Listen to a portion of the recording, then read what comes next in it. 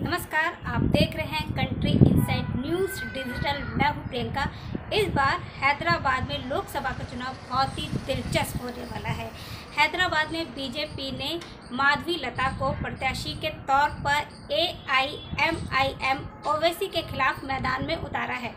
माधवी लता की जो छवि है वो हिंदू नेता के तौर पर जानी जाती है और माधवी लता को काफ़ी आक्रामक तौर पर जिस तरह से वो भाषण देती हैं उस तरह से उनको जाना जाता है। अब इस बार कांग्रेस ने भी अपना प्रत्याशी हैदराबाद में उतार दिया है, जिसके बाद से इस बार हैदराबाद में त्रिकोणीय मुकाबला होने जा रहा है। आपको बता दें कि कांग्रेस ने हैदराबाद से ओवैसी के खिलाफ मोहम्मद वली उल्लाह समीर को प्रत्याशी घोषित कर दिया है।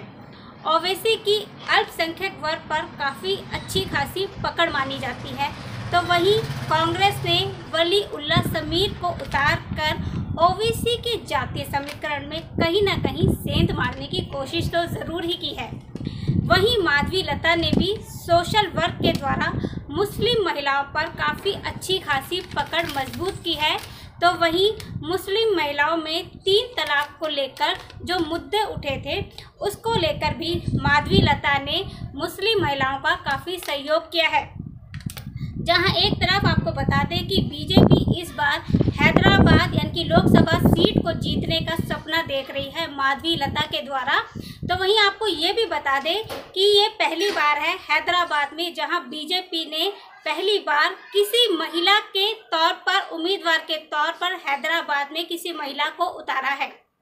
तो वहीं ओवैसी की भी इस बार टेंशन बढ़ गई है कि वो 4 दशक से ओवैसी परिवार का हैदराबाद की जिस सीट पर अभी तक कब्जा था, कहीं वो कब्जा, कहीं वो जो ताकत थी जो उनका अभी तक जो काबिज रहे थे 4 दशक तक हैदराबाद की सीट पर, कहीं वो सीट उनके हाथ से ना चली जाए, इसके लिए अब ओवैसी ने एक बैकअप प्लान भी रखा है।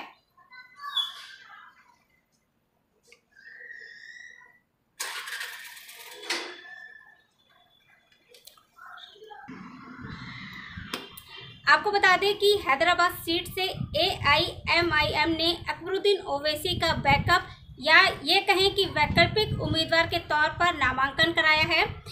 ऐसा इसलिए कि किन्हीं कारणों से अगर असदुद्दीन ओवैसी का नामांकन खारिज हो जाता है तो AIMIM के बाद बैकअप के तौर पर अकबरुद्दीन ओवैसी का नामांकन रहेगा और पार्टी का एक उम्मीदवार जो चुनाव है वो भी बना रहेगा। आपको ये भी बता दें कि हैदराबाद अल्पसंख्यक बहुलोक सीट है जहां पर मुस्लिम मतदाताओं की तकरीबन 11,55,000 जो मुस्लिम मतदाता है उनकी संख्या बताई जाती है माफ़ कीजिए, और ये कुल मतदाताओं का 59% है। ये वो वोटर्स हैं जो कि ओवैसी की जीत में सबसे ज़्यादा अहम भूमिका निभाते हैं।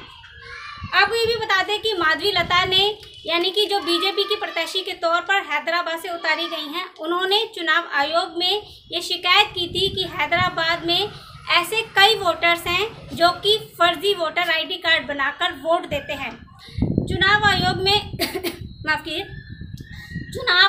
में जब माधवी लता और उनके साथ के जो सहयोगी हैं जब उन्होंने वो शिकायत दर्ज कराने गए थे तो उसके बाद चुनाव आयोग ने ये जांच की थी क्या वाकई में हैदराबाद में फर्जी वोटर्स हैं, और इसका असर भी देखने को मिला और ये आया सामने कि तकरीबन हैदराबाद में 5 लाख से ज़्यादा जो लोग हैं वो फर्जी वोटर ID कार्ड बनाकर वोट अभी तक देते आ रहे हैं।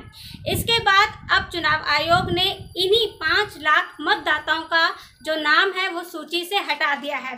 इसका सबसे ज़्यादा जो नुकसान है वो इस बार ओवैसी को झेलना पड़ेगा, क्योंकि यही वो वोटर्स कहे जाते हैं जो कि ओवैसी की जीत में सबसे ज़्यादा अहम भूमिका भी निभाते हैं। अब देखना ये होगा कि ओवैसी अपना हैदराबाद गढ़ में जो अभी तक 4 दशक से उनका कब्जा था उस लोकसभा सीट को, हैदराबाद की सीट को बचाने के लिए क्या ओवैसी कोई नई सियासी चाल या ये कहे कोई नया सियासी पैंतरा चलते हैं, या फिर इस बार हैदराबाद की सीट कहीं ओवैसी के हाथ से छूट ना जाए। इसी तरह की तमाम खबरों को देखने और जानने के लिए आप जुड़े रहिए कंट्री साइड न्यूज़ के साथ। नमस्कार।